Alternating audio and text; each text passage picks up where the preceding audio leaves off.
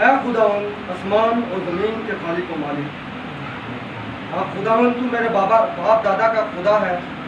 तू इब्राहिम, इसहाक, याकूब का जिंदा खुदा, तू इसराइल का जिंदा खुदा, तू ज़मीन की नींव रखने वाला खुदा है।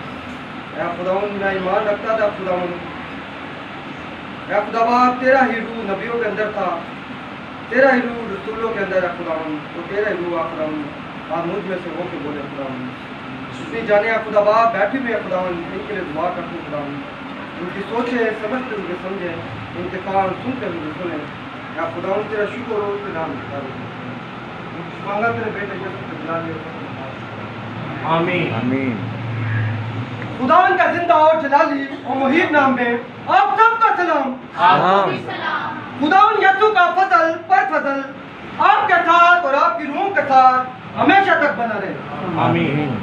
गो के हमने प्रस्तिश का हिस्सा बखूबी निभाया, जो कि हर कहीं निभाया भी जाता है और बहुत जोरों शोरों से निभाया जाता है। मगर जब इस हिस्से की बारी आती है तो होता क्या है, आवाज़। हालांकि यह हिस्सा वो हिस्सा है जा यहाँ जा वहाँ, नहीं समझ आए। ये वो हिस्सा है कलामे मुकद्दस का या इबादत का वो हिस्सा है जो शख्स यहाँ जा वहाँ, जा फरदौस में, जा जहन्नम में, और जहाँ यहाँ जो शख्स खड़ा है इसको बढ़ाने वाला और इसको घटाने वाला, जा यहाँ जा वहाँ। तो मैं समझता हूँ अगर मैं आपको गलत सिखाता हूँ तो आप वहाँ, अगर सही सिखाता हूँ क्योंकि जो आप सीखेंगे वो आगे सिखाएंगे। तो ये हिस्सा वो हिस्सा है जिसमें अलर्ट रहना पड़ता है। पौलुस भाई कहते हैं कुरिन्थियों 14 बाब कि एक शख्स कलाम करे वो बाकी क्या करें जी, परखे। परखे क्यों? क्योंकि कलाम मुकद्दस में से क्या बोया जा रहा है इस बात को परखें। इस कलाम के मुताबिक बोया जा रहा है, इसकी बारी आती है तो अब्बासिया। तो मैं चाहता हूँ आपको बताने का मकसद ये था, यही वो हिस्सा है जिसमें अलर्ट रहना पड़ता है, क्योंकि पहले बता चुका हूँ या यहाँ या वहाँ। तो एक कलाम खुदा की तरफ बढ़ते हुए चंद आपको मैं बातें बताना चाहता हूँ। आप सबके जन्म में एक सवाल होगा कि क्या अब हम इतने एजेड बैठे हुए हैं, किसी के भी दिल में या सोच में सवाल आ सकता है क्या अब हम ये बच्चे को सुनेंगे? तो जवाब है खुदा यीशु ने कहा कि मैंने छोटों और निकम्मों और कीड़ों को चुन लिया और हाकिमों के सामने क्या किया जी, जवाब ये है। आप कह सकते हैं कि अन्नत भाई ने इसको खड़ा किया, तो जवाब है इसके वसीला से यीशु मसीह ने खड़ा किया। क्योंकि ये रसूलों का भी टाइम था। मुकद्दस पौलुस रसूल कहते हैं तिब्बत को शहर बा शहर जाओ और लोग मुकर्रर कर, क्या कर जी, मुकर्रर कर। कहो कि हम इसीलिए निकले हैं, हमें बचाइए दोस्त जो निकल के किसका मुकाबला करे, जाति जुलेट का। और मैं समझता हूँ कि मसीहत के अंदर भी ऐसे कई अलकीम आ चुके हैं। बाहर नहीं, बाहर वाला से तो यीशु मसीह बात नहीं करता है, वो कहता है कि मैं तुम्हें जानता ही नहीं। ये बातें अंदर वालों के लिए। क्योंकि मैं समझता हूँ कि आप सब लोग नजात याफ्ता हैं, नजात याफ्ता हैं, यीशु को मानने वाले हैं, सब के सब नजात याफ्ता हैं। अगर मैं बार बार आपको नजात के बारे में बताऊं तो मैं समझता हूं कि अगर शुगर वाले पेशेंट को अगर शुगर ही खिलाते जाओगे तो एक वक्त आएगा वो बना। तो आप सब नजात याफ्ता हैं। मेरे को चाहिए कि आपको मैं बताऊं कि नजात के बाद का सफर क्या है, नजात की बाद की दुनिया क्या है। असल में यीशु मसीह की फिक्र यह नहीं थी कि गुनाहगार कैसे बचेगा। क्या यीशु की यह फिक्र थी गुनाहगार कैसे बचेगा? ना ना ना ना ना। गुनाहगार बचने के बाद कैसे चलेगा, कैसे चलेगा?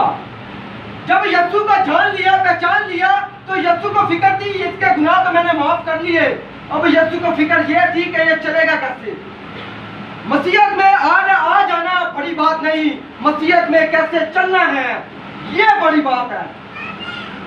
तो गो के मैंने मसीहत को गौर से देखा और पहली सदी की मसीहत में और इस सदी की मसीहत में जमीन आसमान का फर्क है। पहली सदी की मसीहत में इस मसीहत में जमीन आसमान का फर्क है। विशाल भाई कैसे? तो यही तो मैं बताने आया हूँ। आज का विषय जो मैं गैर जुबान के अल्फाज बोलूंगा इसका तर्जुमा भी करूंगा, बाद में गैर जुबान के ऊपर भी थोड़ा सा आऊंगा कि ये क्या चीज है। गंभीर विषय है, यानी कि जरूरी, निहायत ही जरूरी बातें, जो कि मैं इस उम्र में, यानी कि इस उम्र में ये बजाना शुरू किया तो सब कुछ अच्छा अच्छा लगता था, सब कुछ अच्छा अच्छा लगता था। जब यहाँ से वहाँ आया तो पता चला कि बहुत काम खराब है, मसीहत के अंदर बहुत सारा काम खराब है।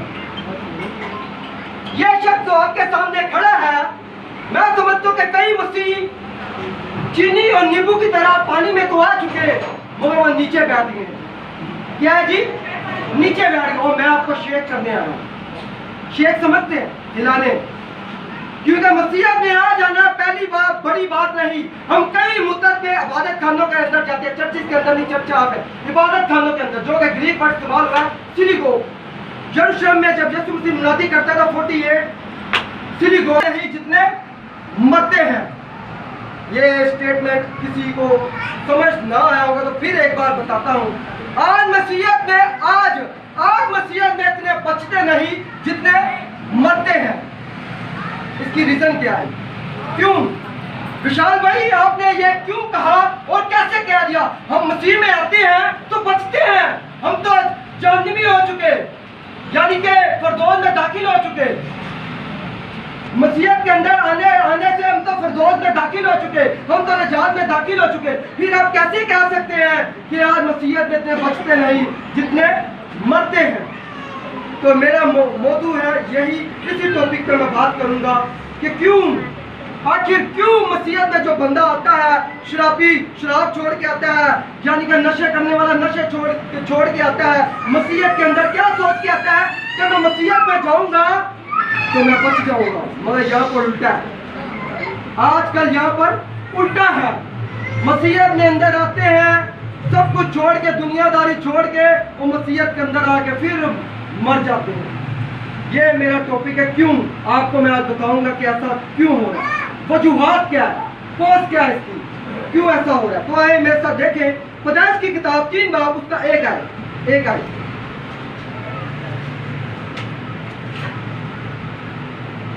पैदाइश की किताब उसका 3 बाब उसकी एक आए।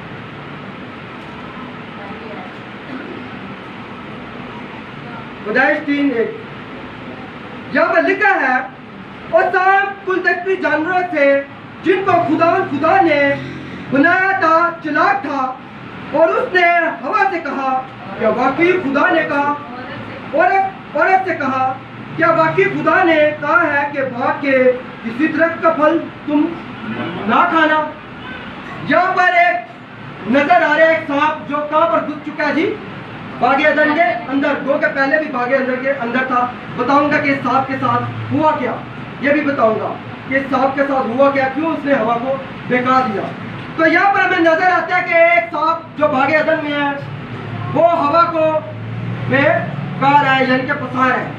और ऐसे यहूदा की किताब उसका 1 बाब उसकी 4 आयत पढ़े, जिसका एक ही बाब है, यहूदा 1:4। यहाँ पर लिखा है, हजरत भाई पढ़े जाए, यहूदा 1 बाब उसकी 4 आयत।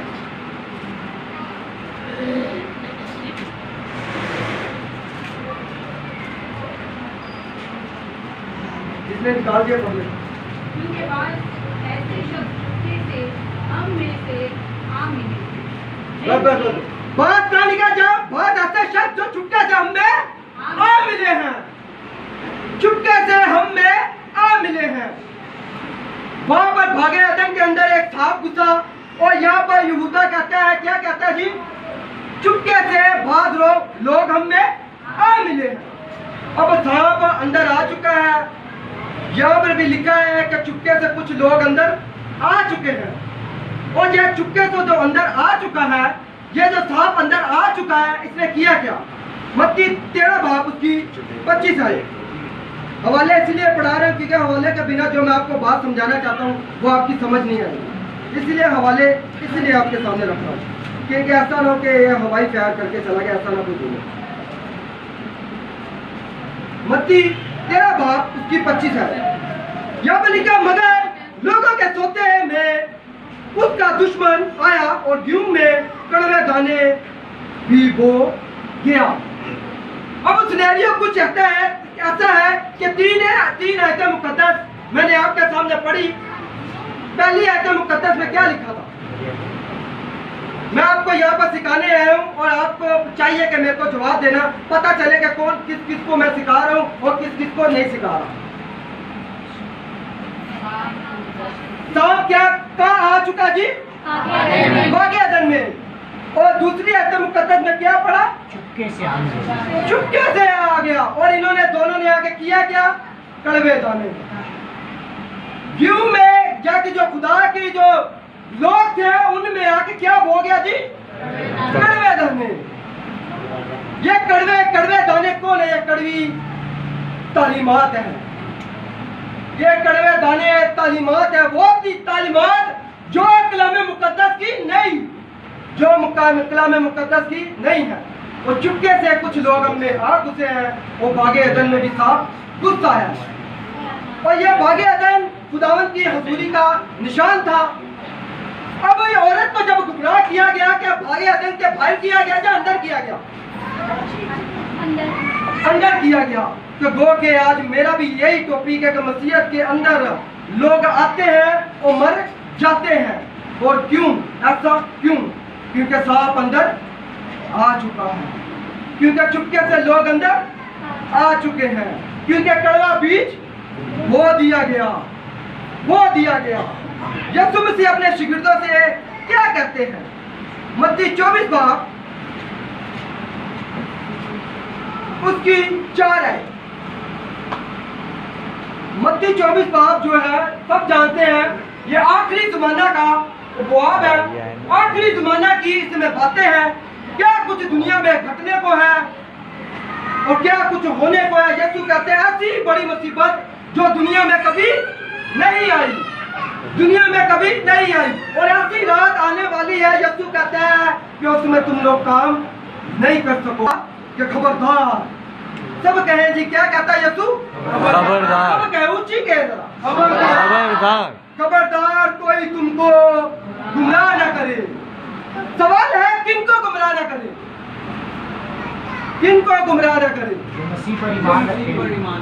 यहाँ पर बात की जा रही है शिगिर्दों से, अंदर वालों से, बागे अदन के अंदर वालों से, बाहर वालों से नहीं। बाहर वाले तो उसके अपने हैं, क्योंकि ये इस बात को पूरा पढ़े थे। शिगिर्द जाते जाते यीशु को कहते हैं देख कैसी इमारतें हैं। यीशु कहता है यहाँ पर कोई पत्थर पर पत्थर बाकी न रहेगा।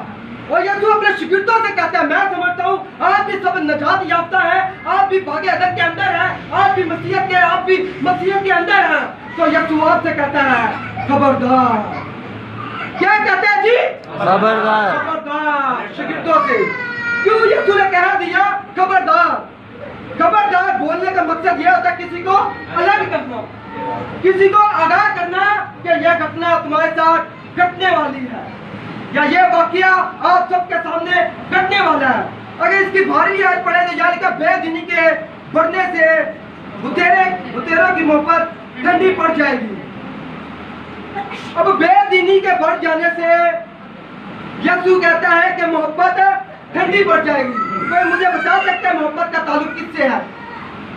आप जाते हैं, सब चर्चित जाते हैं, इसलिए सवाल करना मैं समझता हूँ कि मुझे मुनासिब है, ये मैं पूछ सकता हूँ। आप सब जाते हैं, कई की उम्रों से चर्चित जाते हैं। मोहब्बत का ताल्लुक किससे है? मोहब्बत का ताल्लुक और किससे है? सोचे। पहला यूहन्ना अगर देखें तो कहता है खुदावंद की मोहब्बत ये है वो मेरे हुक्मों पर अमल करे। मुकाशा की किताब पढ़े तो कहता जो मोहब्बत रखता है वो मेरा काम करेगा। कौन सा काम? कलाम का, बशारत का काम। मोहब्बत का ताल्लुक कवानीन से है। और यहाँ पर जो बेदीनी वर्ड इस्तेमाल हुआ, ग्रीक ट्रांसलेशन देखे अलोनिया वर्ड इस्तेमाल हुआ, जिसका मतलब है लोनेस, यानी कि हुक्मों की कमी। इतनी बेदीनी बढ़ जाएगी कि जो हुक्म यीशु ने दिए लोग उसको भूल जाएंगे। लोग उसको भूल जाएंगे। और इसकी 5वीं आयत पढ़े, 24 का 5 पढ़े। जी अनवर भाई, 24 का 5। क्योंकि बहुतेरे मेरे नाम से आएंगे हाँ। और कहेंगे। बुथेरे मेरे नाम से आएंगे। किसके नाम से आएंगे? किसके नाम से आएंगे? यीशु के नाम से। आगे बढ़े। मैं मसीह हूँ और बहुत से लोगों को गुमराह करेंगे। बहुत से मेरे नाम से आएंगे और क्या कहेंगे? मैं मसीह हूँ। यीशु को ये फिक्र थी कि ये जो आने वाला है ये तो मेरे ही नाम से आएगा, ये तो मेरे ही नाम से आएगा। इसको पकड़ेगा, कहेगा कि मैं कौन हूँ जी? मसीह। मेरे नाम से आएंगे बुथेरे, एक नहीं बहुत ज्यादा आएंगे मेरे ही नाम से, और हाथ में उनका मेरा ही कलाम होगा, क्योंकि नाम से, यीशु के नाम से आएंगे। ये कौन लोग हैं? अभी मैं आपको बताने लगूं वो वजूहात जो मसीहत में आ चुके और बर्बाद हो गए, जो नशा छोड़ के मसीहत के अंदर आया ये सोच के कि मैं तो नजात याफ्ता हो चुका, मैं तो फरदौस में जाऊंगा, और उसको पता नहीं कि वो भी मसीहत में भी आके मर मिटा। जो कि आपको सारा सुनेरियो, अभी तक का सुनेरियो आपको समझ आया कि एक साथ भागे अदन में घुसा, अंदर घुसा मसीहत के अंदर, और यीशु मसीह खबरदार कर रहे हैं किनको? बाहर वालों को, फकीर और फरिश्तों को खबरदार कर रहे हैं, शिगिर्दों को। तो मैं समझता हूँ आप सब भी अंदर के हैं, नजात याफ्ता है सब यीशु का ईमान रखने वाले हैं। तो मैं भी आपसे मुखातिब हूँ, खबरदार। यीशु भी आपसे मुखातिब है, खबरदार। क्यों खबरदार? क्योंकि कोई घुस चुका है, चुपके से दबे पांव कोई घुस चुका है। चंद हवाला जात और देखते हैं। दूसरा क्रंथियों 11वां बाब उसकी 14 से 15 है। दूसरा क्रंथियों 11, 14, 15। जी अनस भाई। और कुछ अजब नहीं, क्योंकि शैतान भी अपने आप को नूरानी फरिश्ता का हम शक्ल बना लेता है। शैतान क्या करता है जी? नूरानी फरिश्ता बना लेता है। इसीलिए पौलुस कहता है मैं डरता हूँ। पौलुस भाई क्यों डरते थे? पौलुस भाई कहते हैं मैं डरता हूँ जैसे हवा को बहका दिया, कहीं शैतान तुम्हें भी ना बहका दे। वो औरत कहते हैं, हवा कहते हैं, यानी कि औरत कहते हैं कलीसिया को। मुकाशवा की किताब पढ़े तो औरत कहते हैं कलीसिया को, जैसे यानी कि कलीसिया को उस शैतान ने बहकाया कि तुम्हें भी ना बहका दे, और शैतान फरिश्ते की मालिक बन सकता है। आगे पढ़े।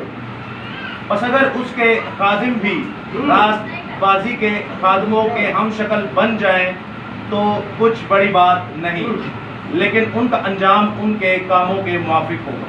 यहाँ पर लिखे शैतान के खादिम। असल में हमारा मसला पता क्या है? सिखाया यह जाता है, आपकी गलती नहीं, सिखाया यह जाता है हर खादिम को अच्छा कहो, हर खादिम खुदा की तरफ है। मगर पौलुस भाई कहते हैं कि उसके खादिम, यानी कि किसके खादिम? या किसकी बात हो रही है? यीशु के खादमों की या इब्लीस के खादमों की? इस हवाले में किसकी बात हो रही है?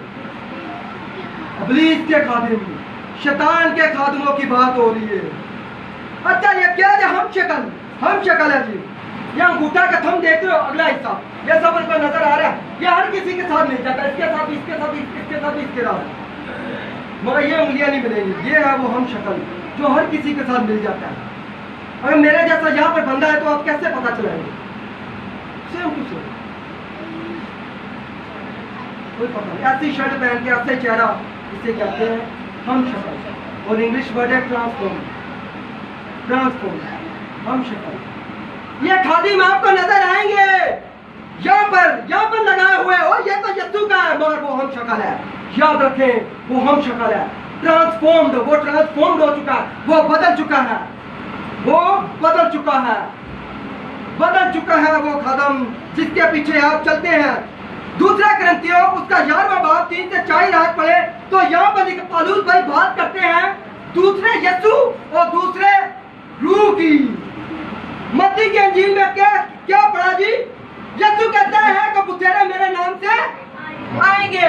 और पौलुस रसूल कहते हैं कि दूसरा यीशु और दूसरी रूह की तालीम अगर आप सुनो तो यकीन ना करना।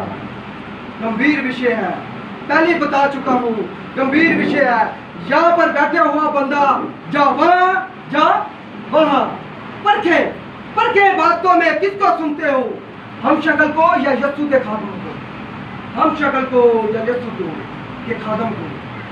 परखे, अपने अपने बातों में जाओ परखे। इनके कुछ निशानात बताने लगा हूँ, ये अभी जरूरी बात शुरू होने वाली है।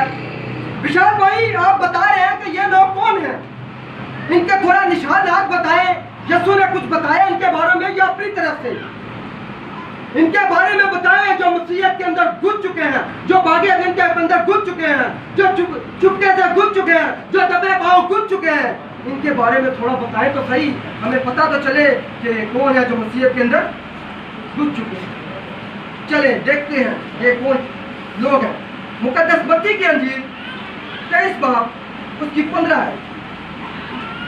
फिर कहता हूँ वाले इसीलिए पढ़ रहा हूँ कि आपको टॉपिक से प्रोटेक्ट कर सकूं, यानी कि मिला सकूं, क्योंकि ऐसे मैं बताता चला जाऊंगा आपको नहीं पता चलेगा कि शाह ने कहाँ से बात की कहाँ से नहीं।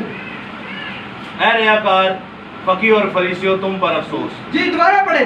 ऐ रियाकार फकीरों और फरीसियों तुम पर अफसोस आगे पढ़े। कि एक मुरीद करने के लिए तुरी और खुशकी का दौरा करते हो, और जब वो मुरीद हो चुकता है तो उसे अपने से दूना जहन्नम का फर्जंद बना देते हो। या मैं यीशु मसीह कहता है फकीरों फरीसियों से है, फकीरों फरीसियों तुम पर अफसोस। हिंदी वर्जन कहता हाय तुम पर हाय। फकीरों फरीसियों तुम पर अफसोस, क्योंकि ये रियाकारी करते हैं कि मैं अंदर से कुछ और बाहर से कुछ और, क्योंकि मैं क्या हूं जी, हम शक्ल। और इसके बारे में लिखा ये दौरा करते हैं। अब मैं आपको बताने लगूं, ये आपके घरों का दौरा करते हैं। जब मुरीद हो जाता है यानी कि आप उसकी कलीसिया के मेंबर हो जाते हैं, तो यहाँ पर इनके बारे में लिखा है ये अपने से ज्यादा आपको क्या कर देंगे जी, जहन्नम का वारिस, दुगना जहन्नम का वारिस कर देंगे। इसलिए मैंने कहा था मसीहत में मुरीद हो जाते हैं, मसीहत के अंदर लोग आ जाते हैं, मगर मसीहत के अंदर आके उनके साथ होता क्या, दुगना जहन्नम के वारिस, मसीहत के अंदर ला के दुगना जहन्नम के वारिस उसको बना देते हैं, दुगना। तो ये जो मसीहत है, ये जो जिस वक्त आप जी रहे हैं, अंदर क्या चल रहा है, क्या पढ़ा रहा हूं मैं, क्या चल रहा है, अभी मैंने कौन सी बात की। तो ये बातें ऐसी हैं कि दुगना जो मसीहत में आ चुका है, दुगना। इससे तो अच्छा विशाल भाई बाहर वो ठीक था शराबी, कम से कम दुनिया की सारी जो क्या कहते हैं मालूमात यानी कि मजे यानी कि कुछ भी कह लो कि दुनिया को से सारे रंग देख लिए, इससे तो अच्छा विशाल भाई वो है जो जहन्नम में चला जाए। या तो मसीहत के अंदर आके या लिखा दुगना जहन्नम के वारिस बना देते हैं। तो कई किन से जा रही है, फकीरों और फरीसियों से। उस वक्त के शरा के आलम जो सिलीगोग में बैठ के यानी कि इबादत खानों में बैठ के तालीम देते थे, क्या देते थे जी, तालीम देते थे, जो उनसे बात है की गई। इसी का जरा ऊपर पढ़े, जरा 23 बाब 5वीं आयत से पढ़ना शुरू करें, पढ़े। वो अपने सब काम लोगों को दिखाने और इनका एक निशान ये है, अपने सब काम दिखावे के लिए करते हैं। जब रोजा रखेंगे तो दिखावे का, हर एक काम दिखावे के लिए। लोग किसी को अगर चीज देंगे तो पिक्चर दिखावे के काम, पिक्चर। किसी को राशन देंगे, पिक्चर दिखावे के काम। आगे बढ़े, निशानात बताने लगा। क्योंकि वो अपने तावीज बड़े बनाते और तवीज के बारे में पोशाक के किनारे कुछ लोग नहीं मानेंगे कि मैं क्या बात करने लगूं, तो मैं ये बात बताना मुनासिब भी नहीं समझता। आगे बढ़े जरा, तवीज से आगे बढ़े। तावीज बड़े बनाते और अपनी पोशाक के किनारे चौड़े रखते, पोशाक के किनारे चौड़े रखते हैं, लंबे लंबे चौगे। देखेंगे आपने, बताने की जरूरत नहीं। लंबे लंबे चोगे, सफेद कपड़ा पहने हुए, यीशु मसीह कहता है सफेदी फिरी हुई कब्र, सफेदी फिरी हुई कब्र। आगे बढ़े, निशानात बता रहा हूँ। वो और ज़ियाफ़तों में सदर नशीनी और इबादत खानों में आला दर्जा की कुर्सियाँ। आला दर्जे की कुर्सी इबादत खाना में। यीशु कहता है जब ये तुम्हारे सामने आएंगे ये यहाँ नहीं बैठेंगे। अब सोच लो ये कहाँ बैठेंगे, तुमसे अलग बैठेंगे। कभी देखा होगा कन्वेंशनों में ये अलग ही बैठते हैं। निशानात है, क्या करूँ, निशानात है। यीशु बता रहा है ये अलग बैठेंगे, यहाँ बैठना पसंद नहीं करेंगे। अरे जाओ यहाँ बैठो, मुझे यहाँ बैठाओगे नीचे, ना ना ना ना, ऊपर ऊपर। आगे बढ़े। और बाजारों में सलाम और आदमियों से रबी कहलवाना पसंद। बाजारों में सलाम, बाजारों में सलाम। हम इस्लाम का तो नहीं गीता, सलाम कर और अपने आप को उस्ताद, उस्ताद मैं रबी हूँ, उस्ताद हूँ। आगे बढ़े। मगर तुम रबी ना कहलवा, मगर तुम रबी, यीशु कहता है तुम रबी ना कहलवा। आगे, क्योंकि तुम्हारा उस्ताद एक ही है और तुम सब भाई हो। भाई हो, तुम सब भाई हो। आगे बढ़े। और जमीन पर किसी को अपना बाप ना कहना, क्योंकि तुम्हारा बाप एक ही है जो आसमान बना। अब आज हम कितनों को बाप बनाए बैठे हैं। सोचे सोचे कि मैं किन की बात कर रहा हूँ। ये है निशानात उनके जो अंदर घुस चुके हैं। सबके हैं जी, ये कहाँ पर पाए जाते हैं? ये जिनके निशानात बता रहा हूँ कहाँ पाए जाते हैं? वो बाहर के अंदर। तो बोले किसी को अगर समझ नहीं आ रही तो सवाल करे, सवाल करे कि विशाल भाई ये आपने सही नहीं बताया कलाम मुकद्दस में से। ये कहाँ पाए जाते हैं लोग? और डरे हो, अंदर पाए जाते हैं, अंदर मसीहत के अंदर। यीशु मसीह बाहर वाले से बाहर मुखातिब ही नहीं होते। बाहर वाले से तो ये कहते हैं। एक सवाल है, जितनी बातें आपने की बड़ी खूबसूरत, कुछ निशानियां बता दें या कुछ ऐसे काम बता दें जिससे हम निजात याफ्ता होकर भी मर जाएं। कलीसिया के अंदर आप जाते हैं, निशानियां और ज्यादा निशानियां बताने लगा हूं। गैर जुबान आपने सुनी होगी, हालांकि मैं बताऊंगा कि गैर जुबान क्या है। अगर कभी भी इतना बता दे तो ग्रीक वर्ड पढ़े, पहला ग्रंथियो दूसरा ग्रंथियो, पहला ग्रंथियो मेरे ख्याल से जब दूसरा ग्रंथ का 14वां बाब है, पहला ग्रंथियो 14वां बाब, अगर उसकी सारा पढ़े वहां पर गैर जुबान का जिक्र है। ग्रीक वर्ड जहां पर जाके निकाल के देख ले, वहां पर वर्ड इस्तेमाल हुआ लोसा, और जिसका नंबर है 1100, स्ट्रॉन्ग नंबर 1100, और उसका डेफिनेशन पता क्या है? जब दुनिया में दुनिया की जुबानें, glossa mean tongue of the nation, दुनिया की जुबानें उतरी थी, और आप कई मुद्दत से ऐसी जुबान में बात करते जा रहे हैं, करते जा रहे हैं, करते जा रहे हैं। ऊपर बैठा खुदा कहता है बेटा मैंने इतनी जुबानें दी, ये वाली नहीं दी, और तू देख किससे जाकर बात करता है। पहली बात। दूसरी बात, एक आध शख्स आए, इधर आप आओ, जहाँ भी आओ। आपने देखा होगा बातों में बड़ी बातों में टच और गिर गया, पता चला जी क्या बोलते हैं जी कि इसमें क्या आ गया? रूह आ गया। पता चला जी इसमें क्या आ गया जी? और गिर के लोग लोटपोट होते हैं। लोटपोट हिंदी वर्ड है, लोटपोट यानी कि तड़पना, तड़पना। हाँ वेरी गुड, बहुत अच्छा। तो ऐसी बड़ी कलीसियां हैं, कोई रोजरी पढ़ना, कोई सद्दा करना, कई विद्यात है। अच्छा तरीका पता क्या है परखने का इन जैसे लोगों को जो अंदर घुस चुके हैं? इसको आपको पढ़ना पड़ेगा, पढ़ना। जब मैं यहाँ था तो तब सब कुछ अच्छा लगता था, जब यहाँ आया तो पता चला वो ऐसी बड़ी खराबी, बड़े मसले हैं मसीहत के अंदर, मसीहत के बाहर नहीं, मसीहत के अंदर बड़े मसले हैं। मसीहत के अंदर बहुत मसले हैं। ऐसे कई हवाला जहाज मेरे पास पड़े हुए, जो कि टाइम नहीं है, अभी कई हवाला जहाज रहते थे। बस आपको चंद बातें बताना चाहता हूँ। एक बुज़दिल के बारे में बताता हूँ, फिर टॉपिक को स्टॉप करते हैं। मैं समझता हूँ कि कोई सुनने वाला नहीं है, इसलिए मैं टॉपिक को स्टॉप करने वाला, आपको समझ में आया। अच्छा सारे सुनिए, एक हवाला आखिरी पढ़ूंगा, इसको बस गौर से सुन लेना। अगर मैं कितने हवाले छोड़ दिए, बस एक हवाला ये जरूर पढ़ाना चाहता हूँ कि आपको भी मैंने ये चीजें बता दी और आपको पता चल गया कि गड़बड़ कहाँ है जी मसीहत के। यीशु मसीह यहूदियों से मुखातिब क्यों थे? यीशु मसीह फकीह फरीसियों से मुखातिब क्यों होते थे? कोई बता सकता है? यीशु मसीह जब जमीन पर थे, उसकी फाइट, उसकी जंग, सवालात उसके किसके साथ होते थे? मसीहत के भाई वालों के साथ, सामरियों के साथ या यहूदियों के साथ? फकीरों और फरिश्तियों के खिलाफ।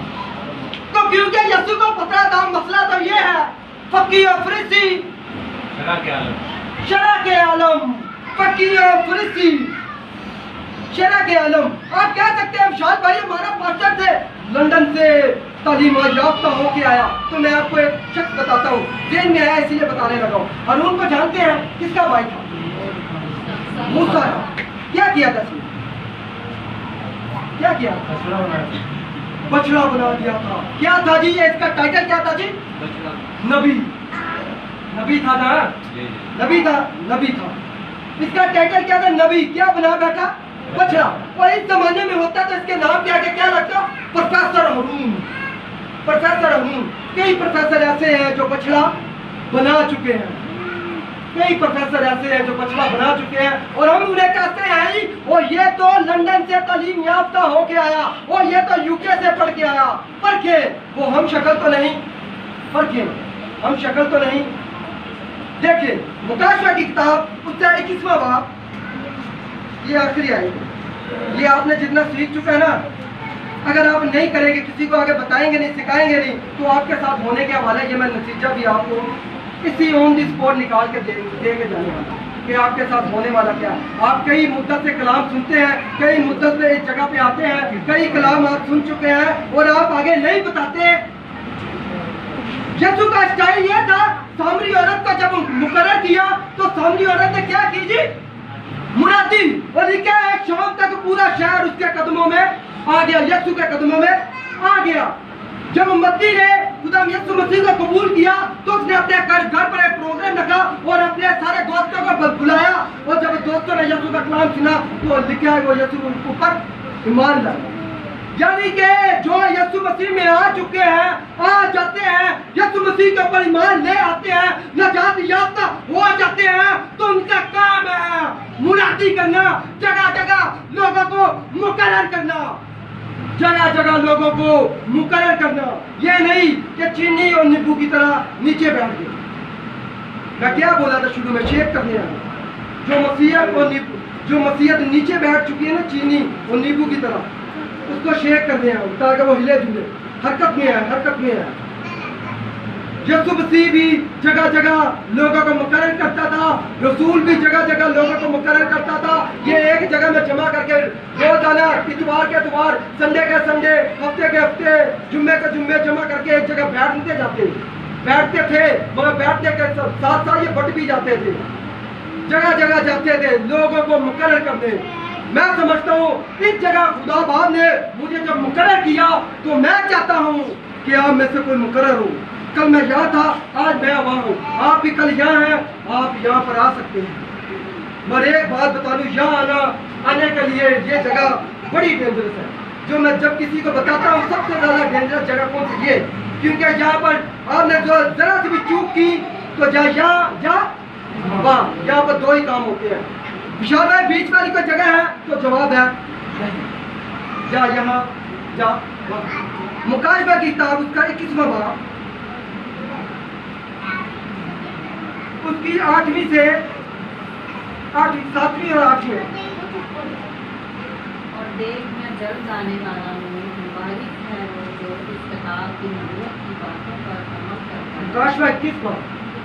जो गालिब है वही इन चीज़ों का वारिस होगा, और मैं उसका खुदा होऊंगा और वो मेरा बेटा होगा। जो गालिब है मैं उसका खुदा होऊंगा। कौन सी बात की जाए? क्योंकि हमने पढ़ा था मत्ती में ऐसी मुसीबतें आने वाली है, लोगों को गुमराह किया जाएगा, और लोगों को गुमराह करने वाली मजे की बात यह है बाहर से कोई नहीं आएगा, बागेदन के बंदा होगा, वो है सांप, वो है शैतान के खादिम, जो अंदर से गुमराह करके चले जाएंगे और आपको पता भी नहीं चलेंगे।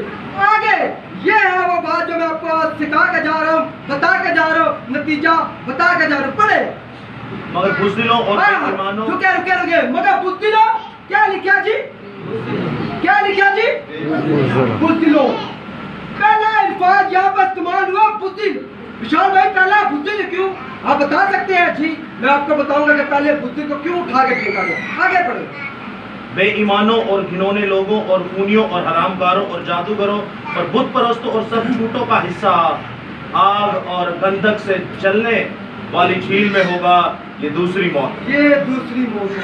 तो मैं आपको बताने लगा हूँ दूसरी मौत के बारे में, दूसरी मौत के बारे में बताने लगा हूँ। और सब थोड़ा सा जरा इस बात को समझिएगा। दूसरी मौत के बारे में बताने लगा हूँ। वो पहला इल्फाज इस्तेमाल हुआ है बुज़दिल। ये बुज़दिल पता कौन है? जिसके घर में ये पड़ा है और उसने कभी सुना ही नहीं, जो यस्सु को जानते हैं इसने कभी सुनाया ही नहीं। ये वो लोग भी हो सकते हैं जो निजात याफ्ता हो चुके हैं, यस्सु के बारे में पता चल गया और जहाँ पर कलाम करने गए तो पता चला जी आगे कलाम करने नहीं दे रहे, शोर शराबा हो रहा है, कहेंगे तुम्हें मार देंगे, तुम्हें कत्ल कर देंगे। तो ये बुज़दिल डर के मैं कहा चलना मैं नहीं कलाम करना, तेरे थप्पड़ पहन देने। ये वो बुज़दिल, इस बुज़दिल की वजह से लिखा है बेईमानी में मर गया, इसलिए क्योंकि नसिंगा ही फूंका बेईमान वालों को ईमान के बारे में बताता नहीं, इसलिए ये बेईमान मर गया। क्यों? क्योंकि बुज़दिल ने अपना मुंह नहीं खोला। आगे बढ़े, जिन्होंने लोगों के सामने इसने मुंह खोला ही नहीं, और जिन्होंने काम करने वाला बेचारा जिन्होंने कामों में करता मर गया। किसकी वजह से? बुज़दिल की वजह से। खून कहते मर गया, बताया नहीं क्या यस्सु ने कहा, क्या खुदा ने कहा कि खून ना करना, इससे बुज़दिल ने मुंह ना खोला, खून करते मर गया। हरामकारी करते मर गया। क्यों मर गया? क्योंकि बुज़दिल ने मुंह ना खोला। कई बुज़दिल हम में से हैं जो मुंह नहीं खोलते, सीख लेते हैं मगर मुंह नहीं खोलते। याद रखें, पहला नंबर आपका ही है, पहला नंबर आपका ही है। शाह भाई आप कैसे कह सकते हैं? लिखा है मगर बुज़दिल सबसे पहले जाएंगे, यही बुज़दिल। आखिर में बताना ये चाहता हूँ कि जो मसीहत असल में काम जो है मसीहत के अंदर खराब है। यस्सु मसीह भी फकीरों फरिसियों से मुखातिब होते थे। रसूलों को पकड़ाने वाले कौन थे? कौन हर वक्त रसूलों को पकड़ाते थे? फकीर और फरीसी उन पर इल्जाम लगाते थे, और ये तो यस्सु का नाम लेके बात करते हैं, ये तो यस्सु की मुनादी करते। कौन थे? फकीर और फरीसी। मगर शैतान ने एक नया तरीके बोलने वाली कलीसिया है, और वो किसके पास गई जी? आदम के पास। और आदम का लफ्ज़ ही मैंने है लोग। ये सांप की डसी हुई कलीसिया किसके पास गई? लोगों के पास। कई कलीसिया, कई खादमीन, खुदा के नहीं शैतान के, कई खादमीन आपके पास आते हैं जो सांप के डसे हुए, ये बदल चुके हैं। आपको लगता हो ये तो इसने तो बाइबल मुकद्दस हाथ में पकड़ी है, लंबा चौका पहना है, क्रूस पहनी है, ये तो यस्सु का हाथ, अदरवाइज वो बदल चुका है। ये सांप भी अंदर का था। हवा गुमराह पता क्यों हुई? पता है क्यों? क्योंकि अंदर का बंदा था। हवा इससे रोज बात करती थी, इससे तो लगता है इससे मैं रोज बात करती हूँ, ये तो अंदर का बंदा है, इससे तो मैं रोज बात करती हूँ, रोज इसको मैं देखती हूँ। मगर उसको नहीं था पता कि ये सांप बदल चुका है। ये सांप बदल चुका है, और इसीलिए हवा फंस गई क्योंकि हम शक्ल था। और जब फंसी तो आदम को भी फल दिया, यानी कि लोग जो कलीसिया आज फंस चुकी है इब्लीस के चक्रों में, वो आज लोगों को भी फल देती है, यानी कि अपनी तालीमात देती है। फल देना तालीमात देती है। फिर बताना चाहता हूँ कि ये कलीसिया है, बहुत सारे ऐसे आपको रंग कलीसिया के अंदर कुछ नाचते हैं अजीबो गरीब काम, बच्चों को बपतिस्मा देना, यानी कि अजीबो। आप सबको पता है कि क्या कुछ मसीहत में घटता जा रहा है, क्या कुछ आप सीखते हैं, क्या कुछ इबादत खानों में होता है। कभी कभी आप सोचते होंगे पढ़ते वक्त ये तो इबादत खानों में मैंने देखा ही नहीं, मगर आप फिर भी चुप रहते हैं कि नहीं? क्योंकि आप बुज़दिल हो चुके हैं। तो सबसे पहला नंबर आपका है। आखिर में इन सब चीज़ों से बचने के लिए मैं आपको सलाह भी देके जाऊँगा, आपको तरतीब भी देके जाऊँगा। इन विशाल भाई अब आपने बता दिया बचे कैसे, रीड क्यों कलाम मुकद्दस पढ़ेंगे तो बचेंगे, नहीं तो डुप्लीकेट मेरी तरह आएगा। मैंने पहले बताया, अगर मेरी तरह आएगा कि बंदा कैसे परखेंगे? सब चुप थे, वाकई नहीं परखा जाता। मगर एक आयत मुकद्दस है, तुम उनके फलों से पहचान लोगे। मेरे को कैसे परखोगे कि ये विशाल है कि नहीं? अगर मैं इसमें से बात करूंगा तो ये विशाल है, इसमें से नहीं तो ये क्या है जी? डुप्लीकेट। तो खुदावन आपको इस कलाम को वसीला से बरकत दे। अपना मुंह खोलना सीखें, मुंह खोलना नहीं, सिंगा फूंकना की सीखे, नहीं तो बुद्धि बनेंगे तो पहला नंबर आपका ही। खुदा आपको याद रखिएगा बाइबल मुकद्दस हमें क्यों दी गई। ये बाइबल मुकद्दस कोई ऐसी किताब नहीं कि लिख दी और आपके घरों में आ गई, 800-900-1000 रुपए की ले ली और आ गई। याद रखिएगा दोस्तों, इस कलामे खुदा के लिए हमारे लोगों ने अपनी जानें दी हैं। इस कलामे खुदा के लिए हमारे नबियों ने अपनी जानें दी हैं। इस कलामे खुदा के लिए हमारे रसूलों ने अपनी जानें दी हैं। इस कलामे खुदा के लिए हमारी माँ बहनों बेटियों ने अपने 2-2 साल के बच्चे कटवाए हैं, ताकि ये कलामे खुदा नया और पुराना, फर्स्ट एंड सेकंड कॉवेनेंट हमारे हाथों में आए। इस कलामे खुदा को हासिल करने के लिए हमारे उस वक्त के माँ बाप अपने पेट को फाड़ के इसके सहीफे अंदर जमा रखते थे, क्योंकि जो रोमी, जो यूनानी इसे देखता था उस बंदे के साथ साथ इस कलामे खुदा को भी चला देता था। इस कलामे खुदा की अहमियत को जानिए। अमाल पहला बाब उसके 8 में लिखा है कि सब कौमों में तो आपने जाना ही जाना है, आपने गवाह भी बनना है। पहले यरूशलेम, फिर यहूदिया, फिर सामरिया, फिर दुनिया की इंतहा तक मेरे गवाह बनो। लेकिन ओरिजिनल जुबान में जब आप देखते हैं तो गवाह का मतलब है शहीद। आपने मसीह की खातिर शहीद होना है। आपने मसीह की खातिर शहीद होना। जब पुलिस वाला एक हलफ उठाता है तो आखिर में उसे यह बताया जाता है कि तूने इस मुल्क के लिए अपनी जान देनी है। जब इस रेंजर्स वाला एक हलफ उठाता है तो रेंजर्स वाले को आखिर में बताया जाता है, ये अहद उठवाया जाता है कि अगर इस मुल्क के इंसानों के लिए, इस मुल्क की माँ बेटियों के लिए, इज्जत के लिए, इनकी अगर तुझे जान भी देनी पड़े तो तुझे देनी है। और वो कहते हैं हाँ हम देंगे, हम लब्बैक कहते हैं। एक फौजी को खुदावंद कहता है कि जब तू मेरे साथ हो तो दुनिया के कामों में ना पड़ जाना, क्योंकि फौजी बॉर्डर पे ही अच्छा लगता है और आप तो पैदाइशी जंगजू हैं। और अगर आप अपने घरों पर बैठकर बीवी बच्चों में बिजी हैं, घरों में बैठकर माँ बेटी के साथ बिजी है, घरों में बैठकर कामकाज में बिजी है, घरों में बैठकर ऐसे ऐसे कामों में बिजी है जो बताने वाले भी नहीं है, तो याद रखिएगा आप मसीह की औलाद में से नहीं है। आप किसकी औलाद में से हैं आप बखूबी जानते हैं। असल काम क्या है कि सब कौमों में जाओ, पहले यरूशलेम, फिर यहूदिया, फिर सामरिया, फिर दुनिया की इंतहा तक, और मेरे मेंटीरियो बनो, मेरे शहीद बनो, मेरे मेंटीरियो बनो। यूनानी लफ्ज मेरे शहीद बनो, मेरे नाम में अपनी जान दो। अरे जिसने जान दी है उसके नाम में जान दो। कोई लड़की के पीछे फांसी पर लटक रहा है और कोई लड़की लड़के के पीछे फिनाइल खा रही है और पता नहीं क्या क्या हॉस्पिटल्स में और हमारे घरों में और हमारे इलाकों में हो रहा है, क्योंकि हमारे माँ बाप ने कभी हमें ये कलामे खुदा पढ़ने की तौफीक ही नहीं दी। डंडे के जोर पे स्कूल भेजते हैं, डंडे के जोर पे कॉलेजेस में भेजते हैं, डंडे के जोर में अगर कोई लड़का किसी लड़की को छेड़ दे तो उसे मारते हैं, डंडे के जोर में ऐसे ऐसे काम करते हैं जो सारे जिस्मानी, सारे निफ्सानी और सारे जमीनी हैं। लेकिन दोस्तों याद रखिएगा, इस कलामे खुदा को जब पढ़ेंगे तो पहले आपकी रूह बचेगी, फिर आपके घर वालों की रूह बचेगी, फिर आप दूसरी की नस्लों को बचाएंगे। वो के लब्बे लुबाब और मरकजी आयत और मरकजी ख्याल, सेंट्रल पॉइंट कुछ ये था कि जब आप इबादत खानों में जाएंगे तो इबादत खाने का मतलब है कि सूरमा तैयार करना, इबादत खाने का मतलब है कि फौजी तैयार करना, इबादत खाने का मतलब है कि मुहाफिज तैयार करना। ऐसा मुहाफिज कि आपके पड़ोसी का बच्चा भी अगर कोई नशे में हो तो उसे छुड़वाने की गैरत रखता हो, तरस रखता हो कि मेरा पड़ोसी मर रहा है, मैं इसके लिए क्या कर सकता हूं। खाली दुआओं से काम नहीं चलेगा, आपको हाथ पांव भी हिलाना पड़ेगा। और ये हिल इसीलिए सकता है, आप बचा इसीलिए सकते हैं, ये है कलामे खुदा। पहले पढ़िए, खुद बचिए, फिर अपनी नस्ल को बचाइए और फिर दूसरों की नस्ल को बचाइए। याद रखिएगा, हम यीशु मसीहा का नाम लेते हैं सिर्फ, लेकिन कभी हमने उसकी प्रीचिंग के ऊपर अमल करने की तौफीक नहीं समझी। हम नाम बनाम इबादत खानों में जाते हैं, लेकिन क्या आज तक हमारे ऐसे जानने वालों या आप कहीं पे जाते हो वहां से कोई ऐसा सूरमा पैदा हुआ जो कहता होगा मैं यीशु के नाम में मेंटीरियो होऊंगा, मैं यीशु के नाम में शहीद होऊंगा, मुझ पर पैसा लगाइए, क्योंकि हदिये में से 5वां हिस्सा खुदा का है और खुदा के हिस्से का मतलब एवेंजलिज्म है, खुदा के हिस्से का मतलब बुशारती काम है, खुदा के हिस्से का मतलब मुबशराना काम है, खुदा के हिस्से का मतलब अगर हैदराबाद, अगर पंजाब, अगर लाहौर, इवन अमेरिका, लंदन क्यों ना जाना पड़े तो मुझ पर पैसा लगाइए, मैं यीशु के नाम में जाकर इंजील की मुनादी करूंगा।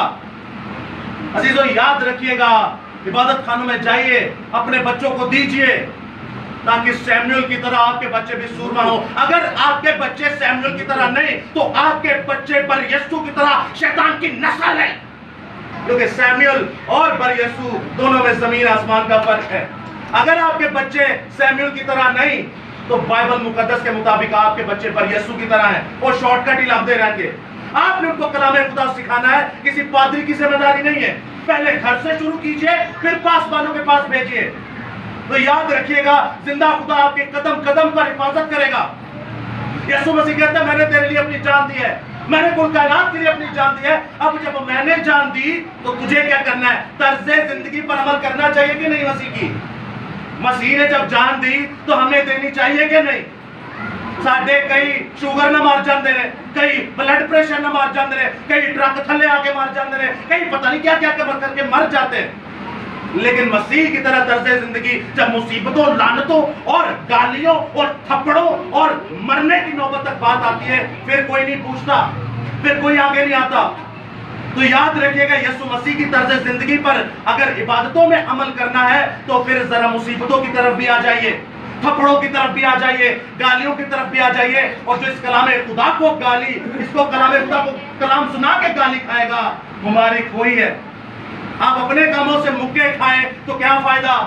बाइबल कहती है कि इंजील फैलाने के कामों से मुक्के खा, तो ये खुदावंद का पसंदीदा है। खुदावंद के नाम में बढ़िए, खुदावंद के जलाल में बढ़िए, जैसे खुदा के अंबिया मुरसलीन, जैसे अंबिया अकबर, जैसे अंबिया असगर, खुदा के नबी, रसूल, चरवाहे, मुबश्शिर, जिंदा खुदा का कलाम फैलाने के लिए पासवानों के पास जाते थे, जिंदा खुदा का कलाम फैलाने के लिए हैकलों में जाते थे और वहां से कलाम खुदा सीख के दुनिया में फैलाते थे। वो कहते थे, अगर हमें मारा भी जाए, हमें काटा भी जाए, हमें पीटा भी जाए, तो हमें कोई तरह नहीं, बल्कि हम यीशु के नाम को फैलाने के लिए अपने सर रिठवा चुके हैं। Hallelujah, hallelujah. यीशु मसीह के पास जोरदार तालियां।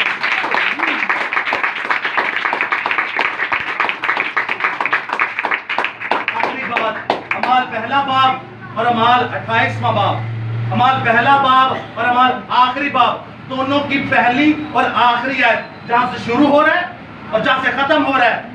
अमाल आप और मेरे लिए है, आपके लिए और मेरे लिए अमाल और किसी के लिए नहीं है। अमाल की किताब द बुक ऑफ एक्ट्स लूका तबीब ने जो लिखी, वो आपके और मेरे लिए है। हमने करना क्या है? जो उसमें लिखा है वो कर ले। शुरुआत लिखी है कलाम सिखाना और एंड भी लिखा है कलाम सिखाना। इसलिए कलाम सुनाने वाला दो चंद ड्यूल ब्लेसिंग के लायक है, डबल इज्जत के लायक है। तो जीजो कलाम खुदा को पढ़िए, अपनी नस्ल को भी बचाइए। रवायती मसीह मत बनिए कि तुम होठों से तो मेरा नाम लेते हो, लेकिन तुम्हारे दिल मुझसे दूर है। यीशु के नाम में ऐसे कलाम को पढ़िए। कई कई घंटे आप नौकरी करते हैं, कई कई घंटे स्कूल जाते हैं, लेकिन आप बाइबल पढ़न आज तो पूछा ना किसी ने, तो मुझे उदास चेहरे नजर आएंगे, परेशान चेहरे नजर आएंगे। क्या स्कूल आपको बचाएगा? क्या कॉलेज आपको बचाएगा? क्या नौकरी आपको बचाएगी? क्या रोकड़ा आपको बचाएगा? क्या बचाएगा आपको?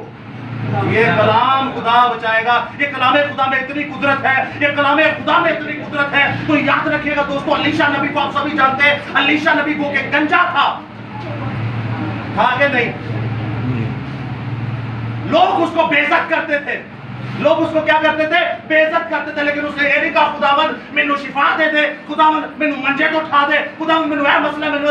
आप देखिए आज एंटायर लाइफ में नबील कुरैशी को देखिए, नबील कुरैशी खुदा का जिंदा सूरमा, और उसके अलीशा को देखिए ना, नबील कुरैशी ने शिफा मांगी, उसने कहा खुदावन जो भी है तेरी मर्जी है, मैं सर्दी देखूं तो क्या गर्मी ना देखूं, मैं सुख देखूं तो क्या दुख ना देखूं। अब मैं जो जाने वाला हूं तेरे पास, मैं तो मुबारक हूं, लेकिन मेरा ये आखिरी पैगाम, मरते मरते आखिरी दम बेड के ऊपर बैठा हुआ है, उसके पैगाम ने कई गैर ईमान वालों को यीशु के कदमों में लाके खड़ा किया।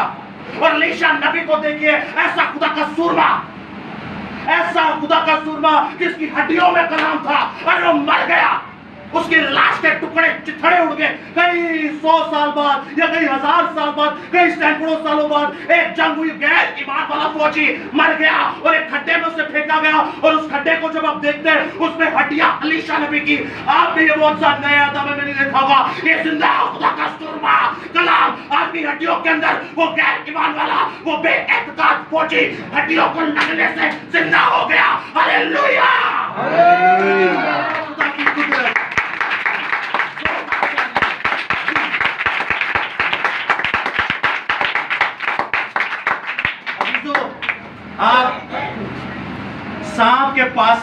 परख सकते हैं इसको पढ़कर, इसके बगैर नहीं परख सकते और कभी परखिएगा भी नहीं, वरना खुद मर जाएंगे।